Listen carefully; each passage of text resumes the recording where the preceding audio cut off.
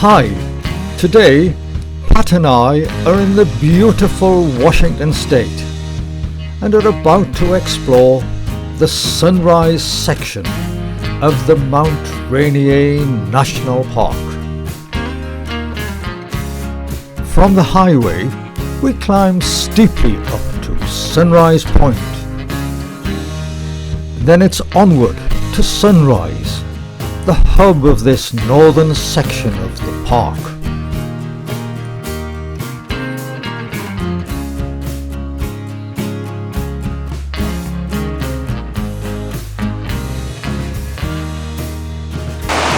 Frying Pan Creek,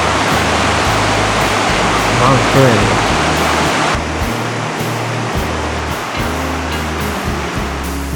Mount Rainier is a composite volcano, also called a stratovolcano. Volcanic activity began about 1.5 million years ago. The most recent eruption cycle ended around 1,000 years ago.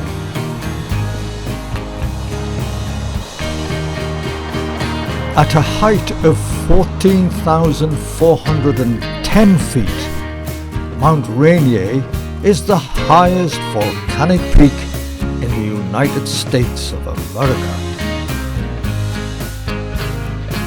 It has 26 major glaciers and contains 36 square miles of permanent snow and glacier cover. Mount Rainier is not a sleeping volcano, it's active.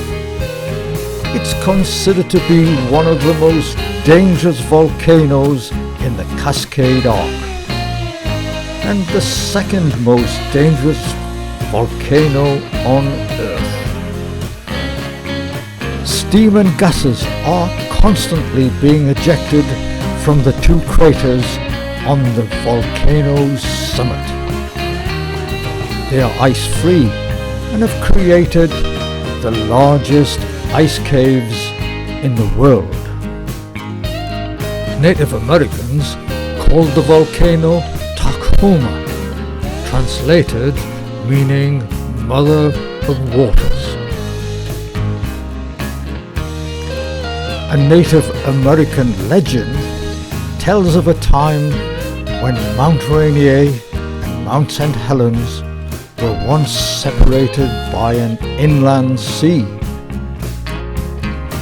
The mountains had a fierce fight over who would rule the region and hurled red-hot rocks at each other, shot flames from their summits and rained ash and water down between them. The birds finally intervened and took Mount Rainier far inland, and peace settled on the land again. Approaching sunrise.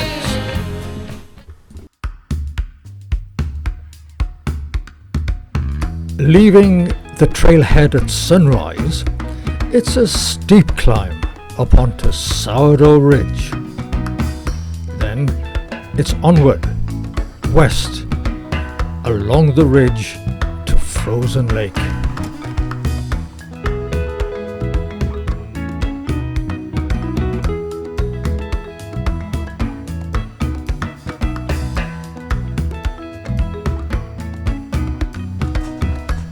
It's a steep climb through the snow to Sourdough Ridge.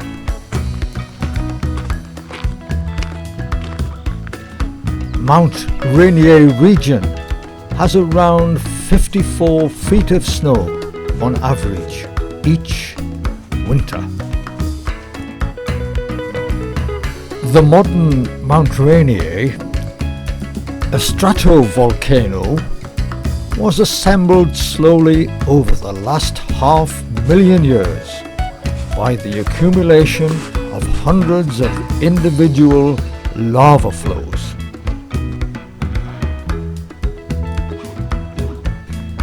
The ancestral Mount Rainier stood in the same place from around 1 to 2 million years ago.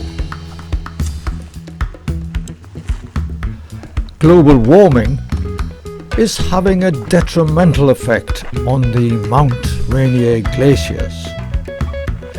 They are melting faster than they are forming, and this is due to the increase in greenhouse gases in the atmosphere. Subduction is the creative power that gave birth to Mount Rainier, the Cascade Arc, and the Pacific Rim of Fire. The Cascade Arc runs north to south along the Pacific coast of Washington, Oregon, and Northern California. It hosts more than 40 volcanoes. Just on the other side of Mount Rainier.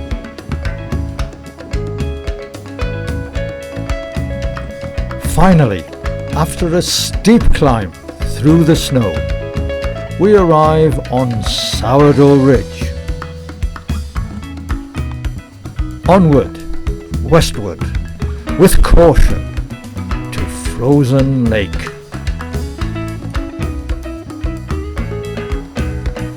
Some important Cascade Arc volcanoes are Mount Rainier, Washington State, Mount Adams, Washington State, Mount St. Helens, Washington State, Mount Hood, Oregon, and Mount Shasta, California, and Lassen Peak, California.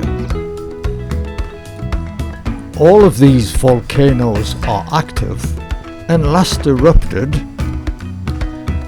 Mount Rainier 1894, Mount Adams 1000 AD, Mount St. Helens 1980, Mount Hood 1866, Mount Shasta 1786, and Lassen Peak in California 1915. Let's look again at subduction. Subduction occurs at the converging boundaries of the Pacific and the North American tectonic plates. The Pacific plate grinds its way under the North American plate at a rate of 10 millimeters per year. The plate is forced deeper into the center of the Earth. Friction between the two plates creates heat and pressure builds up. This in turn makes the base of the crust melt, forming magma. The magma rises towards the Earth's surface and builds up magma chambers, where it feeds and creates volcanoes such as Mount Rainier on the overriding plate.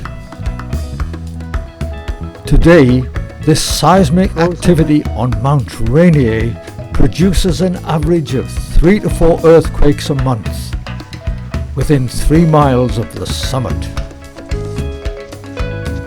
Time to leave Frozen Lake and head back along Sourdough Ridge and finally sunrise.